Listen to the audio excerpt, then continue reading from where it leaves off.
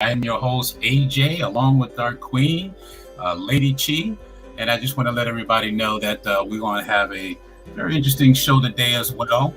But before we get started, I wanted to let everybody know that all the music that you hear on this show, that we do not own the rights to any of the music played during this radio show, and it's for entertainment purposes only. So just to let you know that. And you can view the latest segment of the Maximum Celebrity Podcast on Facebook and also on YouTube and also on Twitter. So we're actually live on Twitter, Facebook, and YouTube. And here's our other queen just getting ready to pop in. But just want to let everybody know, we want to say thank you so much. We really appreciate our listening audience. And we're looking to do some great things and bring you some more great celebrity artists that are coming in. And as of today, our guest this afternoon is going to be Vanetta Schoefield. And Vanetta she is a comedian, but she also works as a promoter to promote comic shows all over the country. So we're very excited about having her as well. So we bring in our other queen. There is Miss Ushanda. Hello. How you doing, Shonda? I'm good. Sorry, I was having some technical difficulties this morning. Yeah. Well, just so you know that we are running live right now. And I just wanted to let everybody know our two queens are very beautiful. And I just mentioned that who our guest is going to be today, which is going to be Vanetta Schoefield. And she is a professional comedian, and she's also a professional promoter that promotes quite a few comic shows. So we're looking forward to having her this afternoon. Yeah. So I'm going to start off by asking the ladies, how was your week? What was your week like? I know you're very busy all the time, Shonda. How you feeling? I'm okay. I'm hanging in. That's good. You look great. Thank you. You too. Both of y'all always do. Okay. And Chee, you want to unmute your microphone there? Okay. Well, I'm getting a text from Miss Schofield. She can't find her link in her email. That's okay. You can fix it. Yeah. Well, if you can go ahead and take over the show, let me get back with her so I can go ahead and get this link to her. Sure. So, Shonda, I had a good weekend. Well, we're still on the weekend. It just started, right? All right. If you notice, I am currently in my car right now. My daughter promoted to the 5th grade on yesterday. So, journey. Huh? I said congratulations to her. Thank you. Yeah. So, she has like 6 girls over the house right now. Oh. And I think they locked themselves out. So, oh Lord. Oh, that's how my weekend is going. Wow. I am just catching up on all of the stuff because I haven't been watching much of anything this week. I've been so busy working and counting down to wedding stuff. So it's just a lot going on over here, trying to get situated, family situated, myself situated, because Lord knows. Yeah, that's a lot. It's a lot going on. It's a lot going on with the work. And I really don't see, I don't know unless you guys saw anything in the entertainment world. I just really didn't see anything worth talking about, quite honestly. I don't like to do the whole gossip thing. I'm so glad this Johnny Depp and Amber Heard trial is over. I just thought it was a bunch of foolishness to begin with. Like, I'm sorry. If you married someone and then you got to go through those lengths at the end, that's just so sad to me that you spend that much of your life with somebody and you pledge your life to someone together, for better or for worse, and now y'all suing each other. Just, I can't.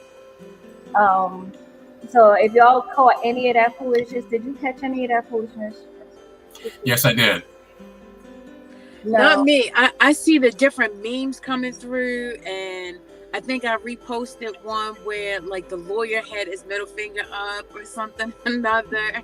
So I've been catching little bits and pieces, but to know the storyline, I don't know anything. Yeah, no, they were suing each other for defamation, and I just don't know how I feel about it. I don't know who was lying, because they're both had questionable stuff going on during the trial. I'm like, what are y'all doing? Like, Jason Momoa's on there. He thought, I mean, it just looked like a whole reality TV mess. So I was scrolling and some of it caught my eye because I thought it was funny.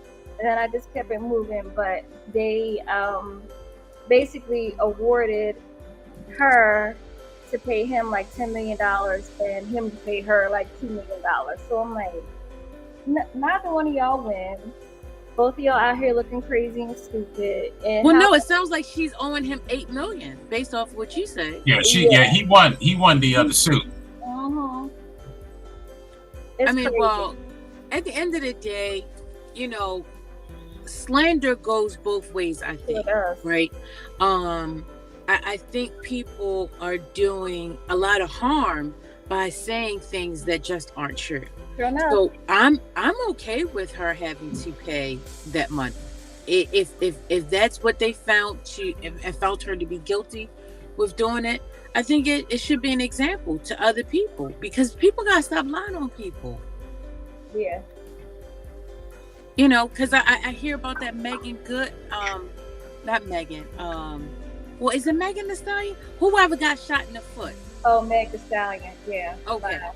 So supposedly that's a whole, you know, lie or something another. I don't know. You didn't hear that? I heard it. Did you see the video where she come hobbling out the truck with her hands up? She obviously got shot in the foot. I mean, the hospital records will show that. Now, how it happened? Right. Right. I don't know. There's so much crazy going on with these celebrities. You got, I just can't. I can't. Dave Chappelle and Rock going on. They doing the tour in London. You hear about that? Yeah, I did hear about that. You know, I want to comment about this. These celebrity marriages. I like to find out the secrets to people like Denzel and my other guy who work all the time. Samuel L. Jackson. Thank you. You're reading my mind. Thank you, Shonda. That's what I love about you. I'm gonna tell you the difference. I'm gonna give you the solution. The women know how to keep their mouth shut. You see, whenever you start going and telling this person and this person your business, then that person take your business and it goes all around. But most of the time, what's happening in these real solid marriages, the women are the real ones that's holding all of the stronghold down. We've seen it even with Barack. I think Michelle was the strongest woman ever. If she would have fed into some of the gossip that went on during that time, if, you know, all that, then it would have made it, you know, kind of bad for them. So especially when you're in the celebrity world, you got to learn to keep your mouth shut and not have your business all over the street, and really just pray about it and go to God and ask God to help you when you have those hard times. Yeah, it's true. You got to learn how to keep your circle tight. Well, you know, based on what you just said too, Lady Chee, is that social media was not around at the time these people, those couples got married. And I think that they have secured their marriage and communication, because communication is key. Because in a lot of marriages, I'm sure that, you know, the wife has her things that she wants to say, but she doesn't want to say it because they're worried about an argument, whatever the case may be. And then it gets to the point where if you're not really communicating with each other and trying to work things out with each other, that becomes a major issue. Because what happens, especially women, they're telling their girlfriends what's going on. The guys are telling what's going on. And so you're not communicating with each other. You're telling everybody else except each other. And that causes a lot of problems. And that's where that social media kicks in. And then everything just gets blown out. Just gets blown out of proportion. Yeah. Cannot put the business out there like that. Yeah. It seems to me these people just out there with their stuff, you know, and you're dishonoring your partner. And Exactly. I don't care what it is y'all got going on. Keep that mess off of the blog, off of social media, because then it just adds an extra element to your relationship that nobody needs. We ain't in, it ain't my business what you tolerate at home. But if y'all have an agreement to how you gonna run your marriage, that's your agreement. We don't all need to know about it. Right. But see, that's the problem right there. It's not about the tolerate. In a marriage, people should know whether you're celebrity or not celebrity. One should not have to tolerate your behaviors. It should be a relationship where we find balance. And beyond just being in the celebrity world and people getting into your business kind of thing. But the thing is, I think that goes back to the other part of the answer to what you were saying, AJ. If both partners realize each other's strengths and weaknesses and played on those parts, I think relationships would last, longer.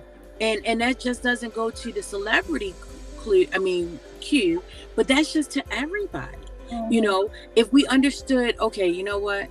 I know that this is my husband's weakness. So because that I know that, I'm not going to say something like this in public. I'll wait to have this conversation later.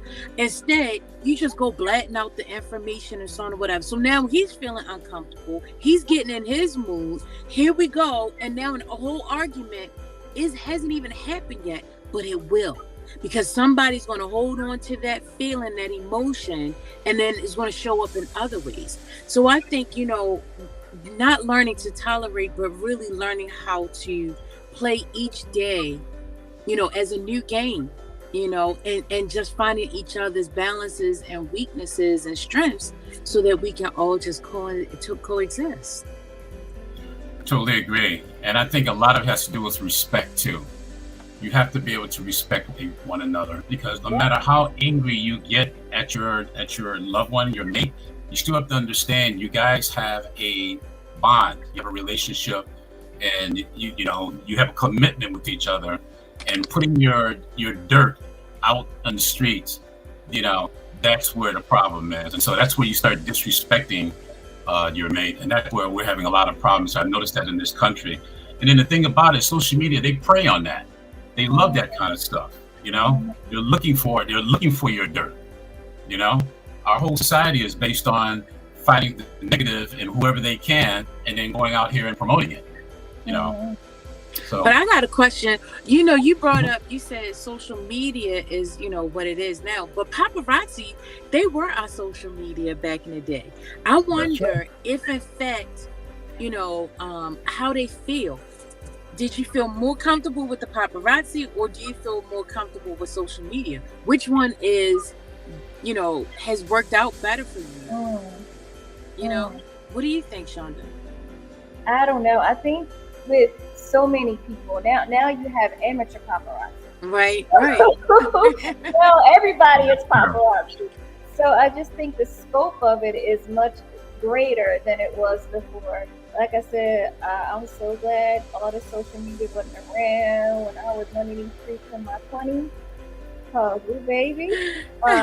Baby. Hey, baby. Oh. It was just different. And I know, at being someone who is in the spotlight, it's difficult to have privacy.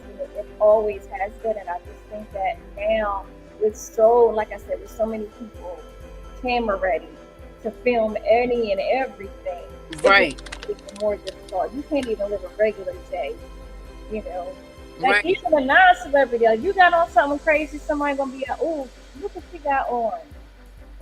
Right. Yes, I've had my friends send me something of somebody in the grocery store looking crazy. I'm like, girl, you gonna get plucked. Them people gonna turn around and pop you upside your face. I'm like, everybody getting it. I mean, all these amateur people wanting their 15 minutes of fame. So this light is right in my face. Okay. Ladies, we have to go to a quick commercial break, and then we're going to come in and bring in our special guest today, Miss Vanetta Schofield. And so you're watching the Max Mobile Celebrity Podcast. We'll be back in a moment. MBS, we're here to do your taxes. MBS, Call me now or just text us 267-43-2230. Call 267-43-2230 MBS. Call 267-432-2300. Hello, MBS.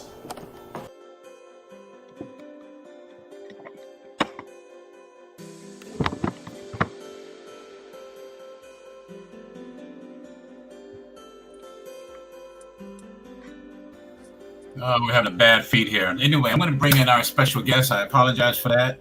We're going to bring in our special guest, Miss Vanetta Schoefield, and happy to have her on our show today. Hey. Hello. Hey, Vanetta. How are Good. you? How are you? Good. Thank you so much for having me, Max Mobile. Oh, Thank you're you for welcome. being here. Thank you. Very happy to have you. We're glad you're able to make it. And how's your week here? Oh, it's crazy. We are 7 days away from my comedy festival. So my name is Vanetta Schoefield. I'm a comedian, producer, brand strategist, but more importantly, an entrepreneur. And I have organized my own comedy festival in honor of Juneteenth and Black comedians. Yay. Yes. So we are 7 days out, and I am just super excited. But I'm on the hustle. So I got my car is full of mics and flyers and That's awesome. awesome. So we're on the promo run and we're ready to get going. So that's what my weekend is about, letting the streets know about me and the brand. So let's talk about that show. Where is it? When is it? So it is starting on June 19th, and it is going to go into the 22nd. So Monday, Tuesday, and Wednesday. Awesome. We had to do it in Wakanda, Atlanta, like Black Hollywood, so we had to. I'm so excited to be on the Atlanta scene because there's so much that happens here, like a lot of industry. Atlanta's been number one in film and TV production in the past 5 years, so it's a great. It's Tyler Perry. Yeah, shout out to Tyler Perry and all. And the crazy thing, y'all, not to get off on a tangent. So it's 19th through the 22nd, yes. But what made me want to do the festival and actually move to Atlanta was I was here one weekend in 2018. Okay. 2019, I was here for a comedy festival. And I was on the plane I met a publicist on the plane, and I got to hold a baby on the plane. I was like, this is great. I love babies and I love networking. So I did all that, and he was like, the BET Hip Hop Awards are here this weekend, so that's what I'm here for. I was here for a comedy festival. And then little did I know, it was also the same weekend that Tyler Perry premiered his studios. And I was like, oh, Oprah is here. Everybody here. Oh, I need to be here. So that's when I was motivated to move here and to move my brand here so that it could grow and so that everyone could experience the beauty of Atlanta and the scene. Beautiful. So let's talk about where you're from, how you got started in comedy. Well, what came first? Comedy or the chicken or the egg? No. I think my love for humor has always been there. I grew up wanting to be, the Gina to the Marvin. I always I felt like that was the best love story. I've always wanted to be with a class clown. That was just me, right? So my love for comedy was always there, but I was in journalism. So I wrote and in college, and I liked to write, and I was writing funny stuff. I like writing funny things. And I was really trying to get into entertainment. So I kept writing for a magazine. I went to UNC. Okay. I was there. I was struggling because Chapel Hill doesn't have a lot of entertainment. We're good for academia and sports, but UNC is not a place, and a lot of institutions don't have pockets for entertainers, right? Okay. So I'm a find and learn my own skills. So I started to intern at the radio station in Greensboro. I started to write for an entertainment branding agency. So I wrote bios for the artists. I wrote bios for the graphic designer that we had. I just became an asset into this space, and I love the experience. And I started assisting a comedian. I I started to assist a comedian. I would go to his shows. I would like help with the run-up show. And they were improv groups. I would submit games. They would play the games. So I started on behind the scenes. And I started in writing and I saw the passion for it. So all of those things were there. You go, girl. Thank you. Thank you. Yeah, it wasn't until like I did an entrepreneur experience. Okay. It wasn't until I did a sales company separate from entertainment. Right. Like, wow, what if I could use, instead of selling someone else's product and doing something for them, what if I could do this for me, but find a way to make it an entrepreneurial thing?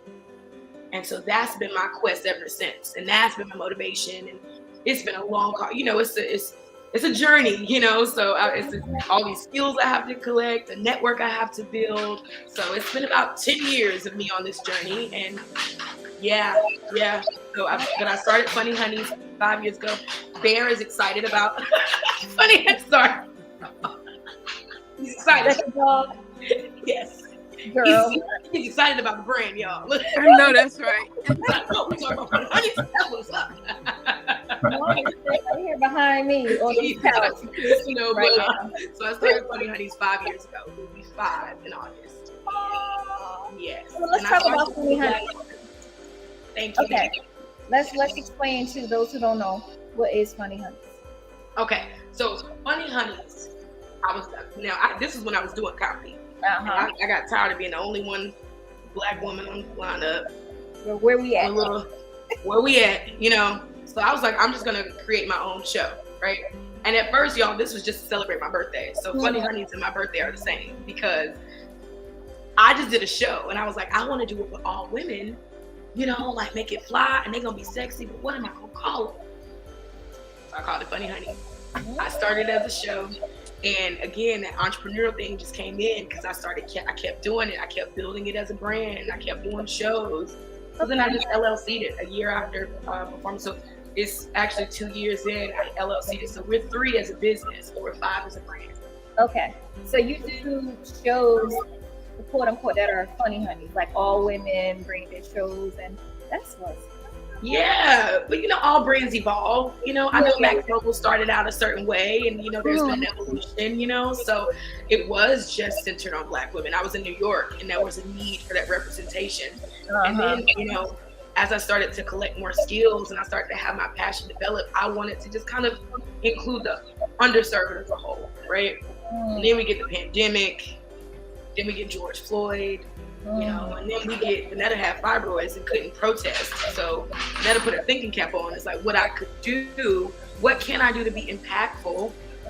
What has it been? What do we need? And I felt like as a community we needed to unify. So I started planning this festival in 2020, right a week or two prior to surgery, post surgery, and I moved to Atlanta a month after surgery. I started building towards the brand, and I started building 1865 for all Black comics so that we can all unite. You better go ahead, girl.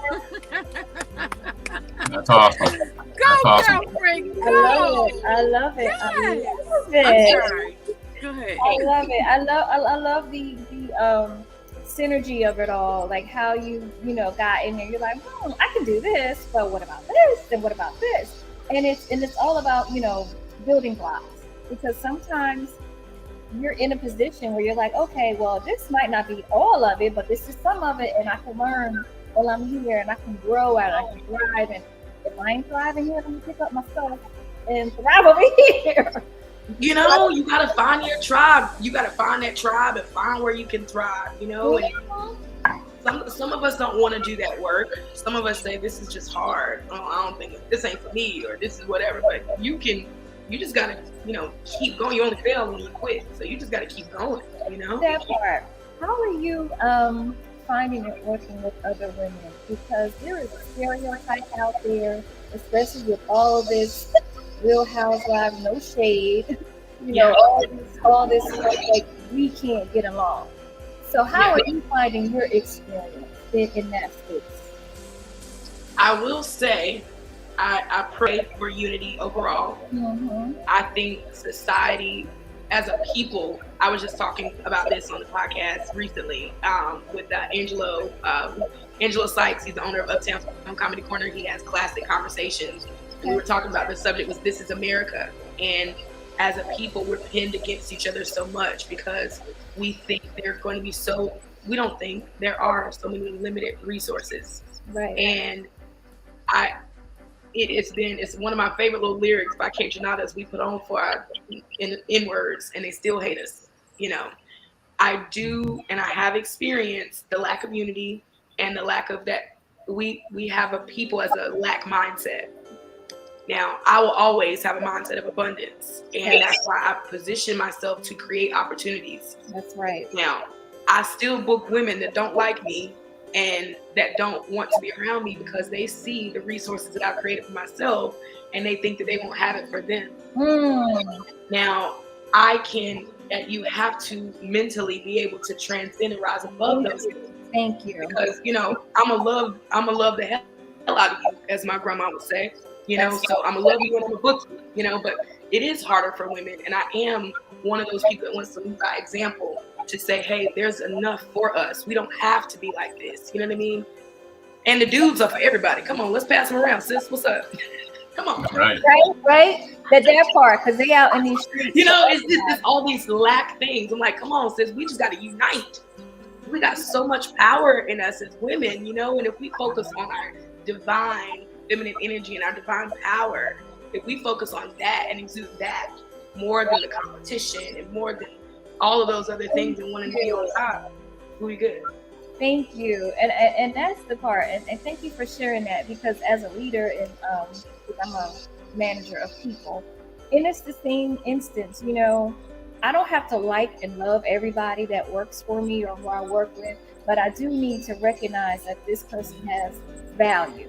This person has skills. This person, regardless of our personal feelings, I'm gonna still set you up to do well because you are good at this. You know, this is our thing. Like, I'm not that person, and I'm glad to hear you expound on that, because the narrative is so jacked up from what, you know, like, they just got us like we can't get along. We're all jealous and petty, like. And that is the furthest. That is furthest. And I really want to shout out Atlanta and the scene, because my growth has been amazing, and it's a lot to the community that I'm a part of. You become the 5 people that you surround yourself with, you know, and I want to shout out the women who have been just amazing entrepreneurs that lead by example. It's so many of us here in this space. I love that. And I also want to shout out to the men in the community that, you know what, sis, I see you doing your thing. You know, you're a Black woman working hard. I'm going to help you. You know, it's those two things, building community here, that really, really benefited me. That's right. That's what's up. That's what's up. That's awesome. So, do you have a wish list of folk that you want to perform with or work with? Yes. You want to share? So I definitely want to collaborate with Issa Rae on really something like, because I'm, you know, her awkward Black girl and my awkward Black girl a little different, but we can be 2 awkward Black girls, you know, like, so, you know, the evolution of that, I could see something in that space, like a collaboration. In terms of people that I want to work with, my hugest passion is to directly influence. If the comedians that come to my festival are the next favorite comedians, that's my commitment. Okay, let's not even say that's my wish list. And my focus is, we're gonna groom, you know, and we're gonna train, because you know that saying, can't teach old dog new tricks. It's a lot of things in the industry that, you know, people haven't necessarily got acclimated to, you know, right. And they're very set in their ways. Right. People you can groom. You know, I've seen comics that have been working with me and coming to my shows. I've seen more development in 6 months with them than I've seen with comedians that have been performing 10+ years. That part is what my focus is, because the development of talent, you know, these are the next stars. And not only that, but it's not just your marquee and lights. You know, it's 2022. You know, you could be the next big podcaster, you could be the next big writer, next big producer. There's so much you could do. So my real wish list is to be a direct influence of the next generation, of the next stuff. And that's my commitment, to prepare that space for them. I love that. I love that. Chee, you sound like you look like you ready to chop at the bit. You know, I'm ready to explode over here, okay? I'm sitting here, I'm trying to hold my mule, okay? Because Miss Vanetta, let me tell you something. You are on fire for your passion. Your passion is lighting up, and I can feel it. I feel your energy just by listening to how you went through the journey. And as you're explaining the journey, it's just like I see you elevating each level, and I see you just going to the ultimate place because you have the vision and you're fulfilling the vision. So as you're sitting here, and that's why I'm sitting here, I'm like, yes, you know, just I appreciate it. Thank you, sis. I need that. You know, because I believe in cheerleading people on because I can see them and I see what's going on in their lives. It's just like, yes, girl, go. You know, you talked about that energy, and I want more people to be like me, because I know that if we all were able to uplift each other, the sky is the limit. Yep. There's so many people on this planet. There's so many different things to like than the chosen ones that have been chosen at the times that they were chosen in. But if we continue to elevate our mind, it doesn't matter. It could be 12 trillion people doing this. It could be 50,000 million people out there doing it. The thing is, you're unique.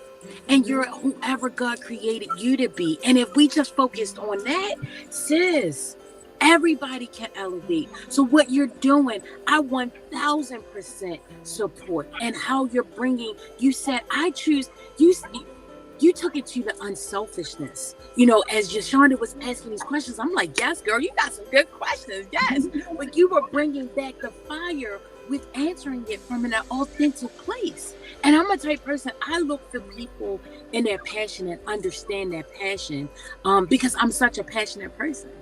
So, you know, where does that fire come from? That would be my question for you. You know, how did Vanetta become this such passionate, fiery person that you are today? Yes. Okay, that's a great question. And I think that it's so there's this article in BBC about the entrepreneur's wound. And it talks about really highly achieving people having this deep-seated, like, not either non-acceptance, they were bullied, or, you know, like Ted Turner, like his dad was so abusive to him and like told him he wasn't gonna be nothing, killed himself, wrote him a letter, said it was his fault, all this stuff, right? So, you know, Elon Musk got his nose grown up, you know, in school and all this. And I think my upbringing between not feeling accepted for being this little weird, because I've always thought big, right? And I've always thought different. And I've always been a little quirky, you know, and I don't necessarily fit what I look like. And on the same token, I'm not necessarily the typical woman. I'm a little more masculine, you know what I mean? Than I would like. I got a beard that I get waxed, and I got a little, I say it with my chest, you know, so it's been a lot of misunderstanding, you know, a lot of misunderstanding. There's been a lot of me being misused and me being mishandled, and there's been a lot of abuse that didn't need to be there. And that's just me and my individual experience. Right, right. But then my heart goes out to, you know, the fact that I am this type of person that will be resilient, that will stick around. I think about all of these other women who have had to endure just the slightest of what I have, and like, man, I can't do this. You know, I think about the people who really, really, really want to be funny and really want to be successful, but when they try to get on and do comedy, you know, everybody's an asshole to them. And, you know, they send them on their way. I think about these people that maybe perform once or twice and never, you know, kept going because of how hard it was. Right, right. So I just think of what I've endured, and then I think of what other people endure. And I'm like, you know what? I'm just going to devote this to that because, you know, real leaders serve. You know, that real leadership is about service. Yeah, servant's heart. Yeah. So I've always had a service heart, and I've always been that person. And I will say, I think I've served a lot and I've given a lot, and it's not ever been returned a lot. And so when I started comedy and I started being impactful to people who weren't related to me, but treated me like family for what I did for them, that love that the game has given me, I give it all back, you know? So I finally found something that I could put my energy into and it would yield. And I think because of the hardships that I've endured, like, well, shit, this is easy. You know, at least I get something out of it. At least I'm making a change. Yeah. So being that having that servant's heart, how do you pour out? I know you pour out a lot. So how do you refill your cup? You know, I am a firm believer in like self-care, but I'm not going to say that I actively can engage in it often. I think that I'm grateful to God because he keeps refilling me. Hey. You know, I'll meditate, you know, I'll definitely pray. I'll take a little moment to myself, but you know, to be honest, we're infinite. We have an infinite source of energy inside of us that we can tap into. And I'm on that. I'm on quarter tank, but I always tap into. There's always something there that just like pushes me. So, in terms of refilling, you know, I think I don't really have a good process for it. I just know, hey, this is infinite in this space. Okay. Yeah. It's more of your mindset. Like, okay, well, I might be a little low right now, but I know it's coming. It's coming. I do feel it's coming. Yeah. Okay, I hear you on that. Where are you from originally? Originally North Carolina. Okay. Oh, okay. Yeah. That's what's up. I moved here from New York. It's so funny because when I was doing the sales in North Carolina, people were like, why are you talking so fast? Like you're from New York. And I'm like, I'm from here. You sound like she might be from up top a little bit because I'm from Jersey. She picks the eggs. Yeah. She picked it up good. That little yeah. Chee is in Baltimore. So we're, you know, when you've been up top, it's a different energy. Different vibe. Totally different kind of energy. Y'all had to. They ate me alive when I first got there. They changed me, boy. I quit. My Instagram bio used to be a Southern Belle turned city beast. True story. True story. But now I got to ask you, do you have anybody from your family that was in show business? I mean, where did you get the influence to go into show business after coming from journalism? I have no one in my family that's been in show business. My family is a church family. Okay. So most of my family is preachers. And to be honest with you, I think there's such a parallel to being a comedian. I was about to say. Me too. I was just going to say that's entertainment right there. That's entertainment, you know. So I just applied all those skills. You know, we had a small church too. So my mama had me. My mama was the pastor. I was the usher. I was her armor bearer. I was singing the sermonic solo. I mean, did it all. I did everything. And I love the rainbow tea. Okay, so like the love for events and a love for when I do a run of show, I'm thinking of it as a church program. To be honest with you, right. So it's really, it's not that I've had the entertainment experience. My family is the Schofield family in Virginia. That's where my dad's side of the family's from. I mean, humongous bishops and like very big in their region in the South. So it's definitely just being a child just in church and then looking at the ushers and looking at this, and I'm just looking at things I would do differently. So I'm just like running the show, but running the church, So that was my experience. I love it. When's your birthday? I'm a Leo. Oh. Yes. Okay, Leo.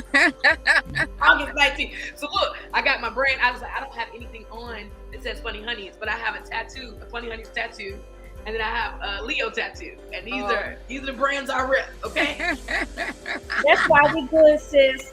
Okay, you a Leo too? Uh-huh. We're the best, right? Like, I mean, I love Chee. I love you. I'm sorry. Leo's are like silly, loyal, quirky. We always want to we're just loving people, but people get us twisted though. We love people. Our hearts are so big. Yeah, from our heart too. From our heart, like And then if you don't take that for granted, because then it's Right. like done. It's night and day, we right? love you or we done. It's like You either love me or it's over. So tell us more. Let's go back to the Juneteenth thing. So, is it where if people are listening in, and our guests want to join, is there still a way to buy tickets? Definitely. So Funny Honeys is HUNNYZ because we got some flavor, you know.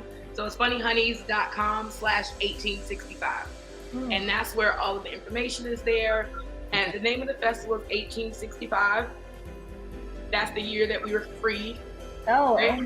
However, you know the crux that we have in entertainment is so many comedians, especially, still performing for free. You know, and I think that comedy overall is one of the most disrespected art forms. When you think of the amount of effort and work it goes to take and build a set, and then you know Right. you maybe $20 from it. You know, so I want to do 1865 to help. The theme is school days. So I'm doing it as a theme to educate and empower the comedians to get more money in their bookings, right? So that's the hugest part of it. Now, so we will have panels and workshops during the day, but I'm very, very, very excited that we're also going to be at Uptown Comedy Corner, which is the world's famous, Atlanta's biggest and blackest comedy club. It's owned by Angelo Syke. Yeah, so, and they just recently reopened. Yes. They're right by the airport. They just recently reopened. I mean, a beautiful venue, over 200 seats. Wow. You know, just like amazing. So I love the space. So we're gonna be there Monday, Tuesday, and Wednesday for 2 shows each night. And although I am presenting the next up, you know, we have to have some people hosting it, right? So we have Kelly Kells, who just reached 100,000 followers. I worked on her brand for years, and I've seen her just come up, you know. So Kelly Kells, she's hosting. We have Mario Torre, also Comedy Central, Atlanta staple. Kelly K. Dub, he's also going to be hosting Atlanta Boy to Bread. So we have those 3 hosting. And then the headlining, we have Alton Walker, who tours with Desi Banks, and he's his brand strategist. So, you know, he's going to be there. And then writers from Charlamagne the God Show on Comedy Central, Rita Brent and Charles McBee will both be headlining as well. Oh. Yeah. Wow. You know, I'm containing myself again, right? I'm being excited. Yeah. I'm like, yeah. Wow. No, that is so awesome. Yeah. That's amazing. And you're in the crux of creating all of this? Yes. So I curated it. And, you know, when we talk about the wish list and we talk about what it is, like I definitely have a creative or entertainment wish list, you know, and programming and curating is what I really want to be known for, right? Like I always want to be a showrunner. Like have my own show, unscripted series kind of thing, you know, that. So this is a way for me to, yes, I thought this is all my brainchild. Every show, every element of the festival can stand alone as a production and all goes cohesively to the school days theme. You know, like on Sunday we have extra street cred, you know, but it's like just an extra credit, like activist, like speakers kind of thing. You know, see, I like how your brain works. You're like pow, pow, pow, pow. I love it. Yeah. So we have something for everyone, and I definitely want to showcase that programming and curating is like really my passion, because ultimately Funny Honeys is a lifetime, and Comedy Central had this little ratchet baby. You know, us just telling our stories funny, you know, comedically. So I definitely want to showcase the programming for sure. Awesome. You already doing it. You are doing it. You're manifesting it even more because you're speaking it into existence. And I stand and I agree with you today, sis. I agree with you. High five. I'm sending you all the energy. Yes. Go 2 5. Let's go. By the way, I'm a Gemini, okay? So Gemini. First of all, Gemini and Leos, we vibe, sis. Absolutely. Yes, absolutely. I love it. One of my best friends from college, her birthday is today, and she's a Gemini. So. Happy birthday, friend! Yes, I love Gemini. That's awesome. Yeah, we vibe. So, yeah. AJ, did you have any questions?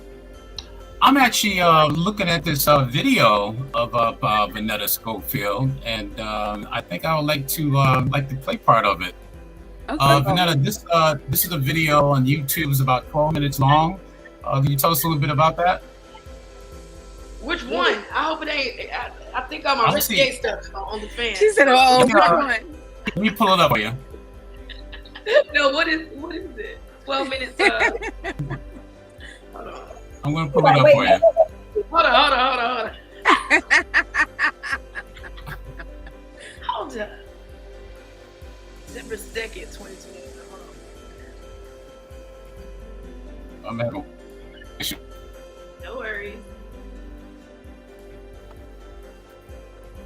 She's still trying to figure it out. That's why it's not playing, AJ. Her energy is blocking it. I was like, well, it's just so funny because I just don't. I'm not after you. Buffering.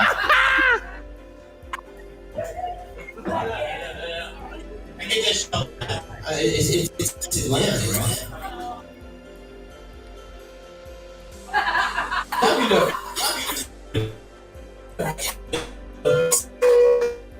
Okay, so that's me at 10. That's my room at 10 ATL. I got a better video for you if you're gonna find something. Let me see. Okay. If you want to find something, I got something for you. Just have. It was good, then. But now we can't really hear it.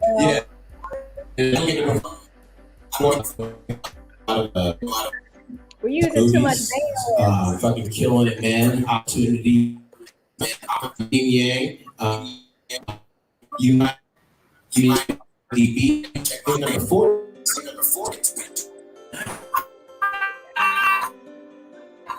Number 14.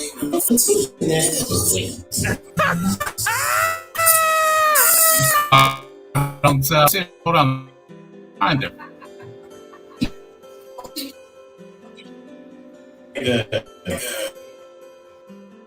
I'm talking about. Well, but I got your name on it. Yeah, no. So that's one of the. He's actually one of the comedians in the festival. Tim Young. Work out. Things are last year. A lot of. I want to. Yeah, I'm gonna stop that because it doesn't show you. No, but when we talk about manifesting and we talk about certain things, my maid audition is on YouTube. So maybe October 2011, I submitted to be made into a comedian on MTV shows. So I thought that's what you were pulling up because it's just so funny to see, that. But yeah, so there's a few things about YouTube on there. But yeah, I've had a little journey. I have a set there as well. Vanetta Schofield at Westside. That's what I submit to festivals. So if you want to check out my comedy, Vanetta Schofield at Westside Comedy Club. Okay. Why don't you tell us a little bit more about your upcoming event? Yeah, so I have it, like I said, it's for 19th through the 22nd. We have 50 comedians that we've had spread out, right? For the course of the day. Everyone wants to perform at Uptown Comedy Corner. It is a staple in the community. So everyone is going to get a chance to perform there. And given the fact that it is school days, the honor roll is 16 comedians that I am producing comedy specials for. So they will get 15 minutes of audio, visual, and they will be able to utilize that to monetize and distribute. And I really want to start to plant those seeds for people to learn to market and distribute themselves a lot better. So this is an example of that. And I'm giving them that opportunity. So yeah, they're going to perform. They're also going to leave with a tangible work sample and work product to help them get booked more.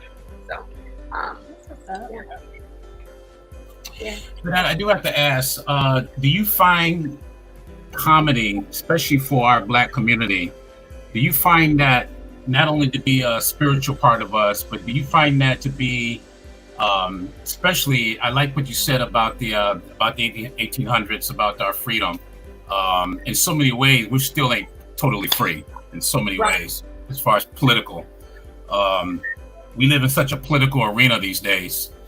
Do you find that comedy has become a major part of our Black community because of all the things that we've gone through with all the stress and everything? Do you find that that's been part of our healing, as far as with comedy? Because one thing I like about our Black community, no matter what we touch, we take it to a whole nother level. That part. Most certainly. And yes, I mean, in terms of comedy, I mean, not only is it universal and it's everywhere, but Roy Woods Jr. probably put it the best. He said, comedy is probably the most accurate depiction of journalism, because that's how we can talk about our society, and that's how you really know what's going on, is through comedy. And I think that, yes, it's always been spiritual. I mean, the start of comedy is also what inspired the festival. So, of course, in the 1800s, slavery was still popping, right? Mm-hmm. And there were opportunities. The only time slaves would really entertain themselves, right, was like at night. They would have fun. They would laugh, right, and they would mock their masters, right? So they would mock their masters, and rumor got around that was like their entertainment. And a white man had a very bright idea to put on a black face and to go dance around and to mock the slaves. And that was Thomas Jim Crow Rice. Yeah. And he created the first character and also was the first touring stand-up comic. Wow. He did a one-man show, he did a minstrel show. What? And and that's the start of comedy. Wow. Which is slaves inspiring it. And then to make matters worse, there were probably another 50 to 60 years before Black comedians did not have to wear blackface to perform. Even if you were Black and you wanted to sit, you want to be in the ensemble, whatever, you want to be extra, you had to put on blackface. And it was either fairer skin or good-haired Black men. It was, these brothers, I want to say the Williams brothers, I can't remember exactly, but there was two brothers, and one was darker, so he would keep his blackface on the whole entire time they performed because he didn't want people to know that he was white, right? He had good hair, and another had fair skin. So when they would be done with their minstrel show, one would take off his hat to show off his fine hair, and then one would, of course, keep the hat on but he would like extend his hand so you could see his skin. So we had to pass to perform or demean ourselves to perform. And I think that when we talk about comedy, and to really answer your question, AJ, like, yes, comedy is that therapy for us, but it's often us putting our weirdness out there, putting our pain out there for people to laugh at. So when we think about it, we've just been gestures, and if society wants us to be that, so I want us to usurp that and flip it around, so that's the whole essence of really what I want to do. I want to show you, this is what they've been doing to us, but this is what we're going to do. This is what we're going to do. We're going to flip it. This is what we're going to do. Yeah. I'm going to tell you what you're not going to do. So yeah. As a comedian, do you find, or are there any topics that are like off limits? Because all the backlash that's been going on lately. It's so politicized and publicized, but like you personally, is there something that's like, I ain't joking about nobody's mama? Like, I ain't joking about nobody. Like, you know what I'm saying? Like, yeah. Is there something that's... Yeah, so it's funny because I have never really made a topical joke. And I've always known, and with my vision and stuff, that I really wanted to not really, I've always joked about myself, my family or something, because I didn't want any backlash, kind of sort of crap.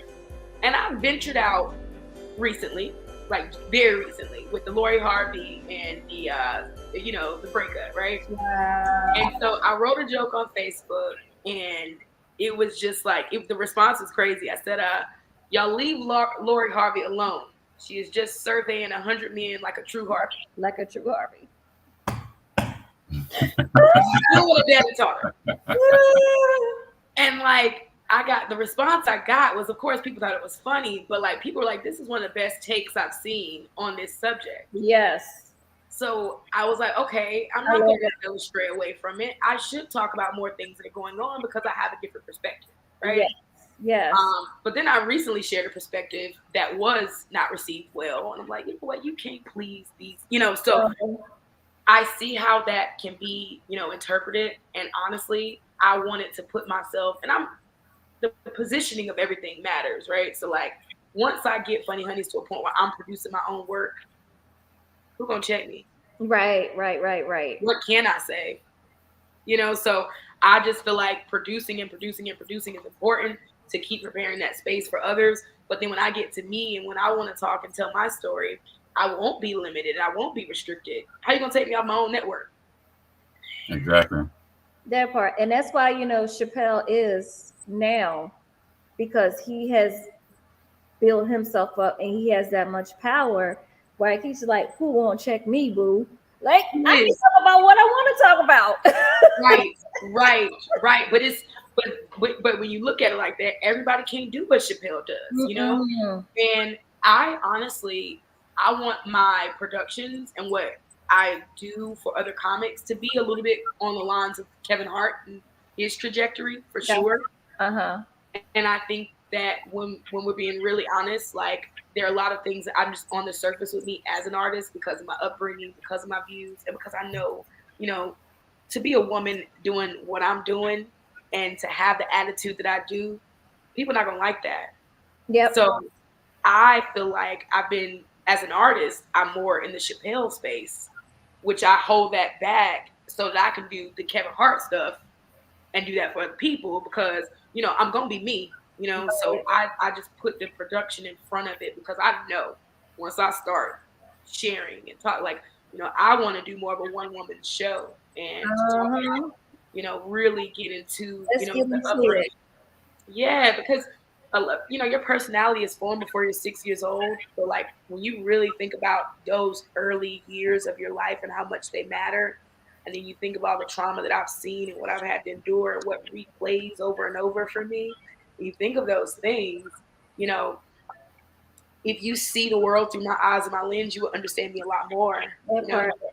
In order for you to do that, I have to paint that picture for you and I have to tell that story. Yes.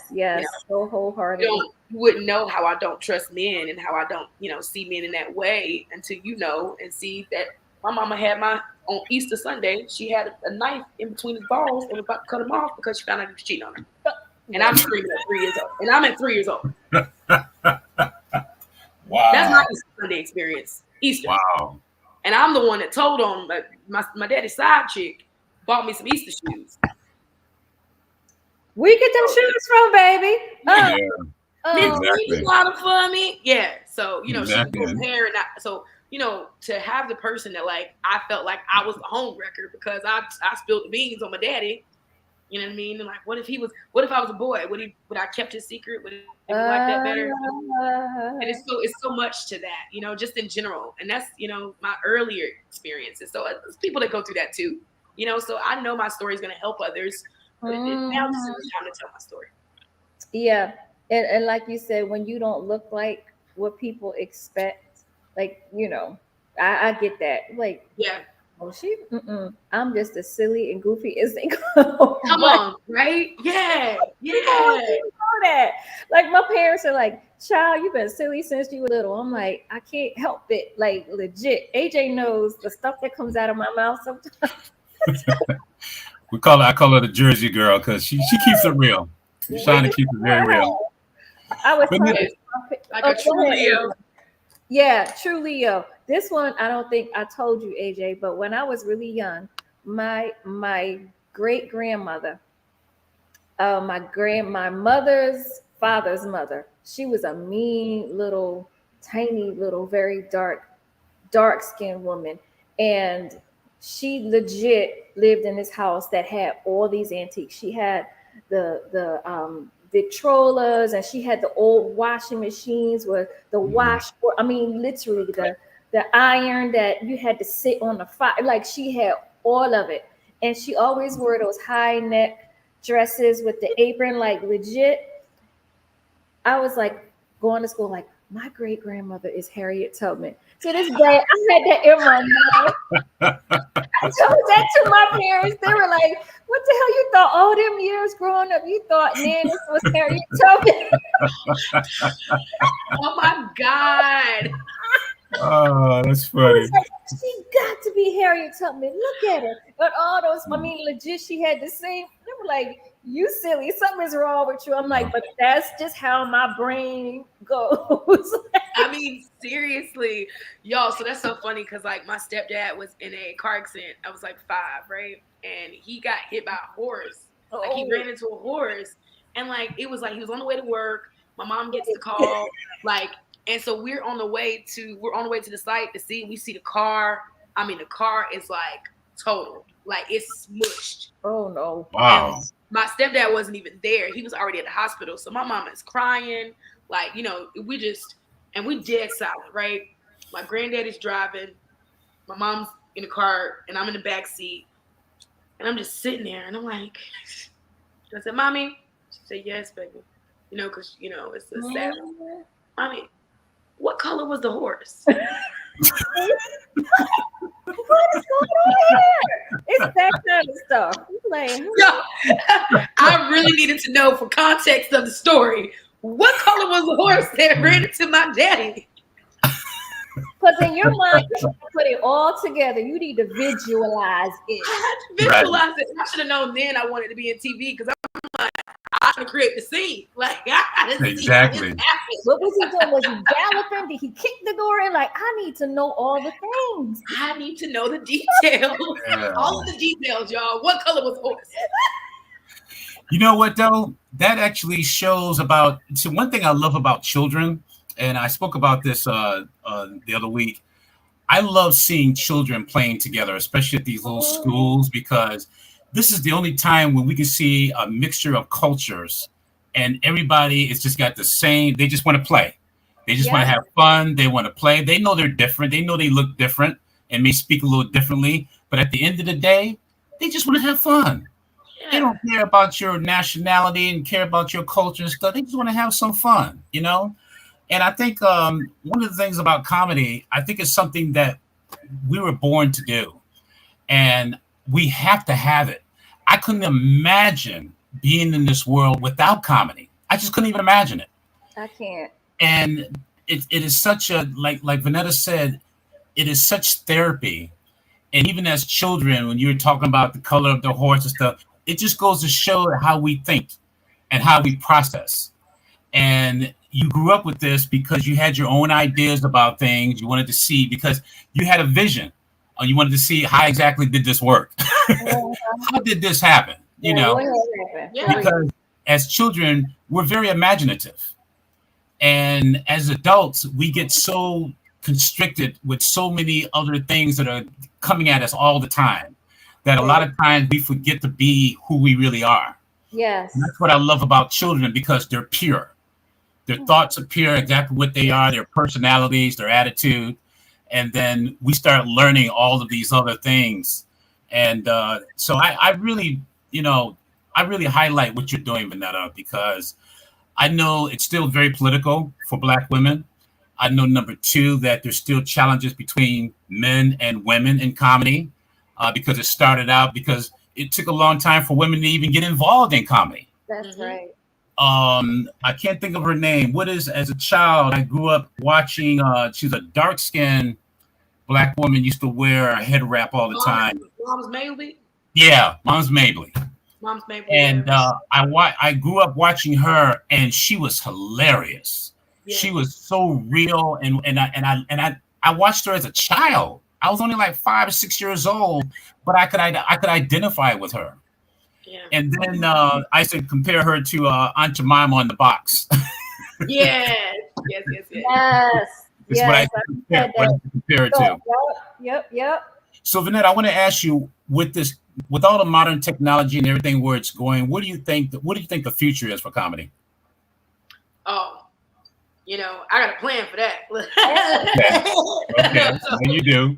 I'm actually, I've talked about the festival and I've talked about what I do for comedians, but I am a brand strategist, and I have taken maybe 15 to 20 comics over the past year, and I've done their social media, their website, logos, and I've helped them kind of curate and create their brand.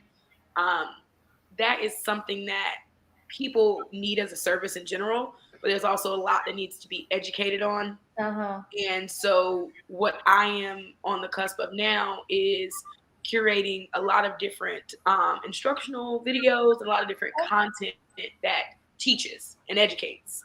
So the school days thing is like literally kind of the next, or the intro to the next phase of creating some kind of there's no human resources for comedy, right? Like not only are there people that really want to do it, and it's just like all this oral history or folklore about it, and do this or do that, right? And there's no right or wrong way to do comedy, right? But everybody got all this advice, and then there's also no system set in place. There's like a promoter takes your money, you can't say nothing. He don't give you a deposit, he shorts you. There's nothing that is set up for that. So I want to, and I am going to create some kind of technology interface that can be almost like a checks and balances, and something for the community that will serve as almost like a server for comedy. You know what I mean? Like I want to curate spaces that really put us as an industry, like any other industry. Now I know music is also like maybe not as regulated, but music has some kind of system. Right. Some kind of structure, you know what I mean? And there are more music artists that ain't that talented that will write a song in 30 minutes that are putting out music and getting money for it than comedians that spend hours writing jokes and have way more passion in their left thumb than anybody else. Wow. Yeah, that's so true.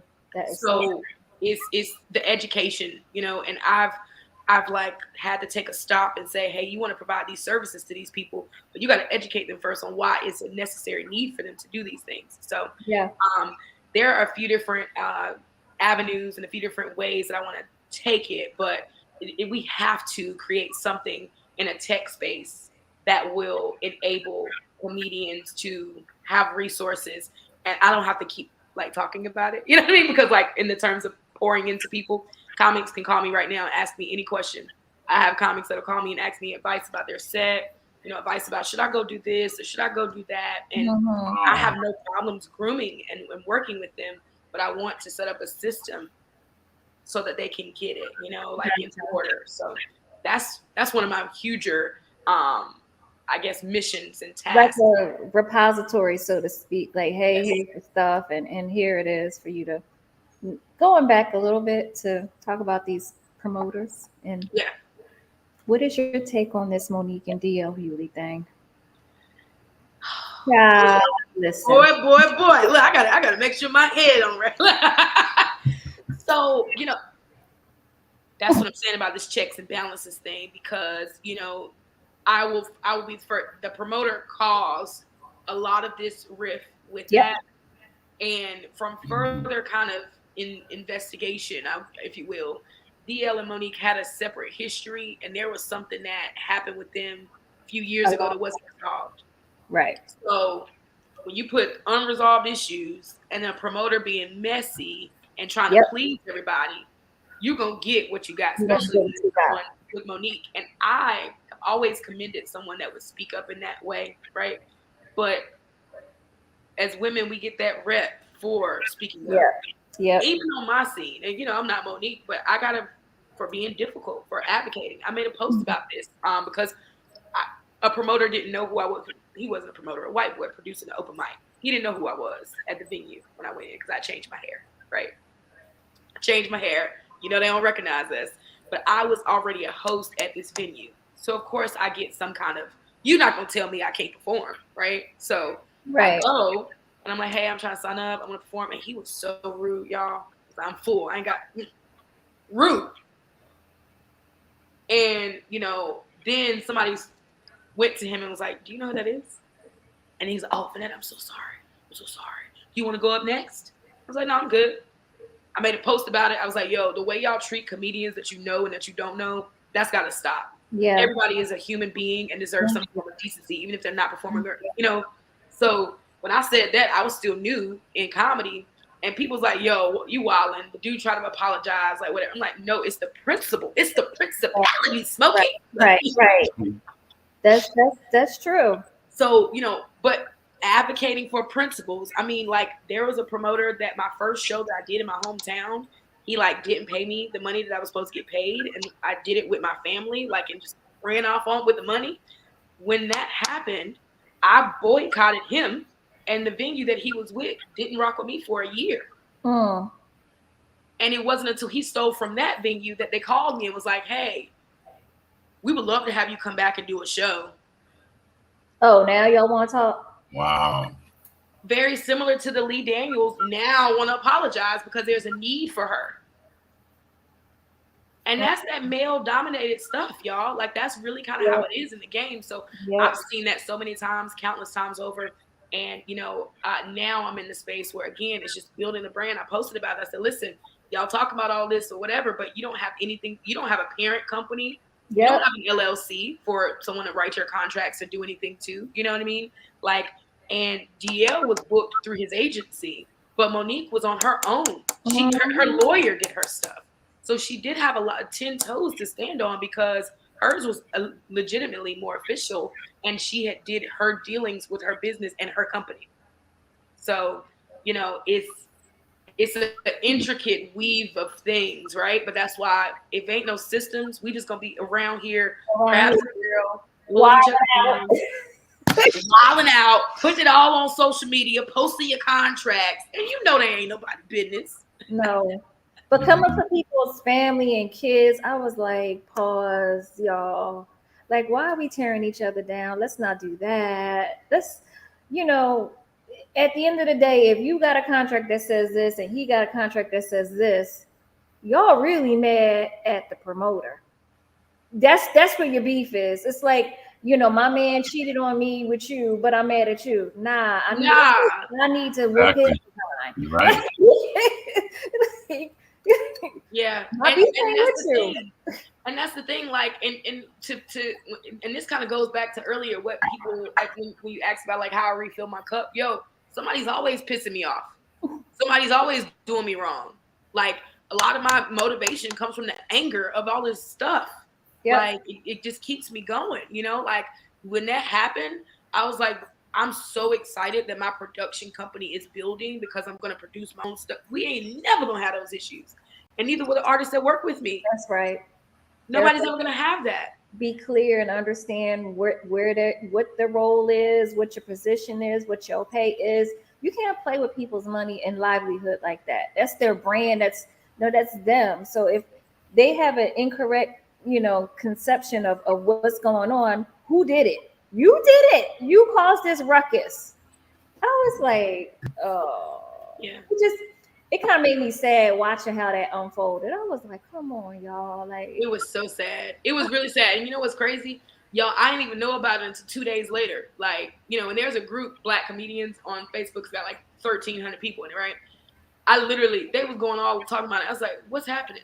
And so they was like, I hate when us, you know, especially bigger people like headliners can't, you know, do this off screen or off camera or whatever, off social media. And I was like, bro, I'm too busy making the next stars to even know what's going on. But tell me what happened. Because I had no idea, you know, with the festival and everything going on. And that's the thing, man. We just got to stay focused on what it is in front of us and not, like, you know, let everything get to us, you know. And that's motivation. And I'll just share this really quickly. Because Margaret Mitchell, right, wasn't going to release Gone with the Wind. Right? She never had any plans to. She just wanted to write. She just wrote something. And she worked on it for a little bit, but it was like one of her homegirls that, like, she said that she was like, you know, I wrote something, I wrote a book. One of her homegirls was like, yeah, I don't, you write a book? And she laughed. You write a book? And then that's what made Margaret Mitchell submit it to an editor. That's funny. I'll show you. Funny. And even after she submitted it, she said, you know what, never mind. She tried to take it back from the editor, and he'd already started reading it and already loved it and wanted to work with her. So she was going to be shy about it and wanted to keep it. But that's so many of us with our gift, you know, and it's so many of us, and the motivation comes from crazy places. So like a lot of that doubt, we like, I'm gonna show you something, So a lot of this is like, I've done a lot, and I've never thought that I really would do it. You know what I mean? Like in the fast that I've like done it, I've written it out. I've said I was gonna do it, but I'm like, bro, I'm doing it. Sometimes I just sit back like, I am doing it. Like this is happening. Like my festival's in 7 days. This is my second. And I've got dope people coming out. The head of social for Discover Atlanta is gonna be there. Like executive at Prime Time Records looking for comedy writers is gonna be there. So I've built a network, and so I'm doing it. But sometimes we get so focused on how we gonna do it. You know what I mean? And instead of just saying, bro, we doing it. Right. I hear you. You stay in your head instead of putting that to action. Yeah. I'm that way.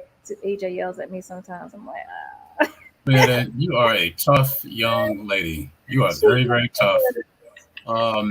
You seem you really have your checks and balances in regards to the male side of you, which is very, very strong. The lady side of you, and that's a great combination to have. And your future is really, really bright because you have such a heart and you have so much passion for what you do. You can hear it just from your voice, your tone, the way you because at the end of the day, it's all about your delivery. Yeah. And just it's been such a interesting interview with you today because you have inspired just listening to you. You inspire our audience. You inspire myself. And what I like about what you're doing is you don't care what gets in your way. You know that you're going to analyze it and you're going to just get it out the way and keep it moving.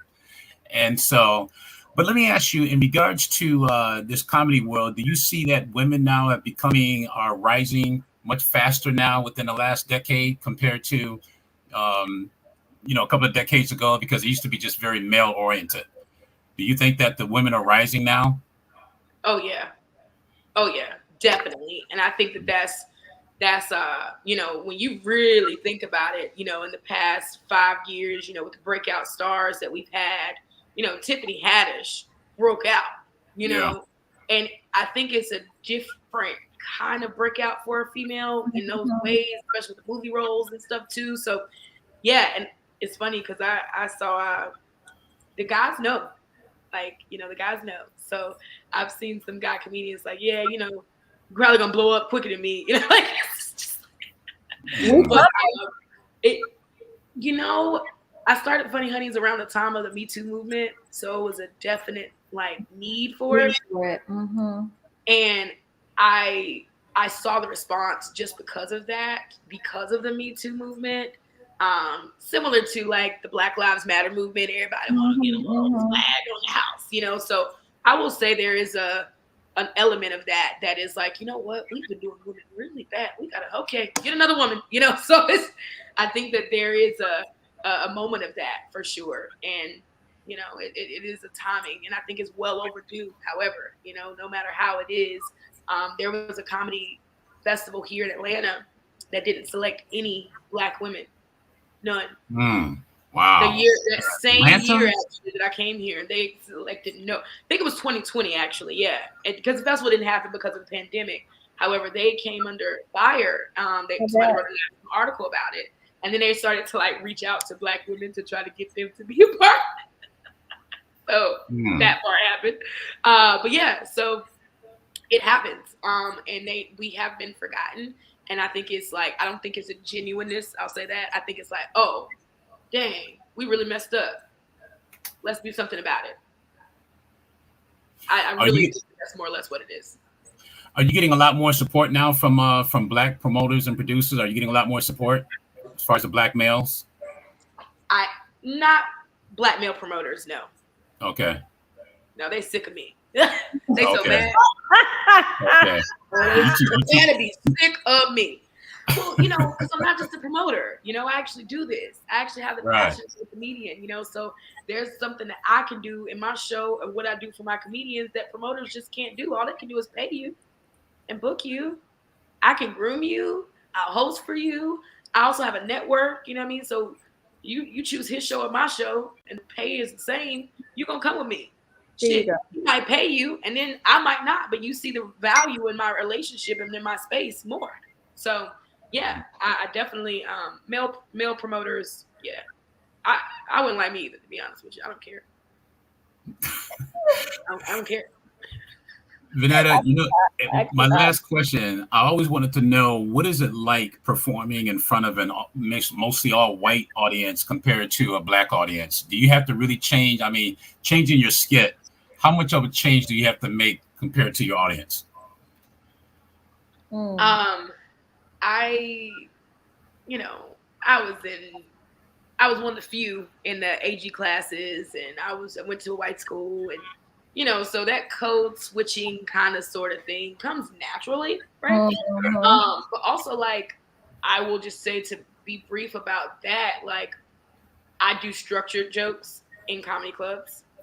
I do premise, setup, punchline. I do a set if I am in a more of a room or more of a venue where I am in that room, and I'm gonna give them whatever it is that they want and whatever the energy of that is, whether it be structured jokes or whether it be, hey, I'm gonna mess with the crowd, I'm gonna talk to you, you know what I mean? I'm gonna show you I'm a homegirl first, like whatever that looks like. I'm just in the room that I'm in.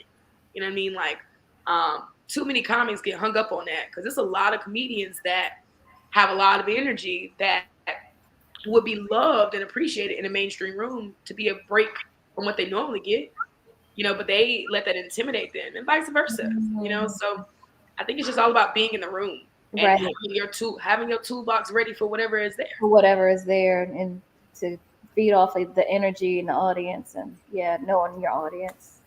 That's what's up. Vanetta, it has been truly my pleasure having you with us today. You're so good. Thank y'all so much.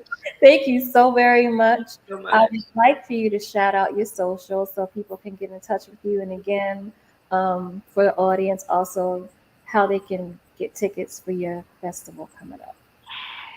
So Vanetta Schofield is at Vanessa, but with T's. You can type that in pretty much any Facebook, Instagram. I don't do Twitter because they're going to try to cancel me because I got too much. So, but Vanetta, period. I'm mostly on Instagram. Follow me. But also anything for the festival is available on funnyhoneys.com/1865. We have tickets available. I have group rates. Like, we got everything. Okay. Yeah. We got what you need. And that's Honeys, HUNNYZ. Right? Yes, ma'am. HUNNYZ.com/1865. Got it. Anybody want to give a shout out to? Shout out to me. Hey! There we go. That's what I'm talking about. Shout out to me for getting here. I feel like this is my coming out party, man. I've been working hard. I've been working over a decade. It's about me. It's my party. No, but shout out to all the comedians that will be coming to the festival and the audience that is going to be there to help make it a success. We really can't. We really need bodies. We really need people. Energy is neither created or destroyed. It's transferred. So shout out to everyone that we're going to transfer this energy to for 1865. Yes. Well, I want to give a quick shout out to all of our viewers and say thank you so much for joining us. And thank you, Vanetta, for taking the time to join us. We had a really fun podcast. And I see our little buddy in the background here. Hi, free time. This is free time. You know how to be quiet.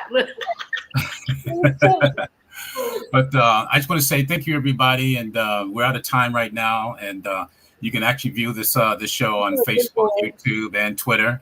And we'll see you next week with another live show. And I hope everybody have a great weekend. Vanetta, thank you so much, and much success to you as well. And we'll see everybody next week. And everybody have yourself a great weekend. Stay safe.